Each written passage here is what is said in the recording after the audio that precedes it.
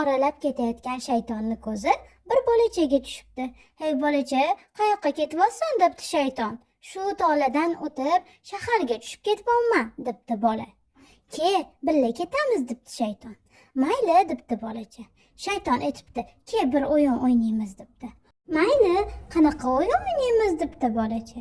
"Men seni yelkamga o'tkazib olaman. Mani ashulam tugaguncha sen meni yelkangda ko'tarasan, seni ashulang tugaguncha men seni yelkamda ko'tarib yuraman. Bir-birimizni yelkama-yelka ko'tarib shaharga yetib olamiz" debdi shayton. Birinchi bo'lib ko'tarish navbati bolaga tushibdi. Bola shaytonni ko'tarib bir tog' oshib o'tibdi.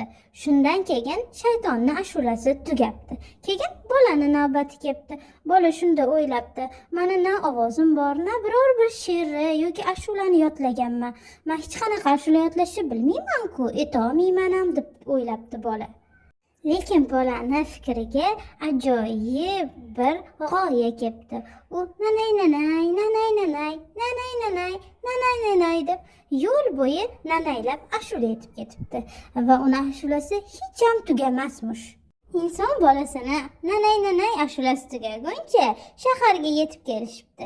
Shayton yo'l bo'yi judayam charchabdi. Boshqa inson bolasi bilan o'ynashmayman debdi. Shu kundan e'tiboran o'sha joylarning oti Nanay bo'pti. Hozirgi kunda Nanayda dam olyapti odamlar.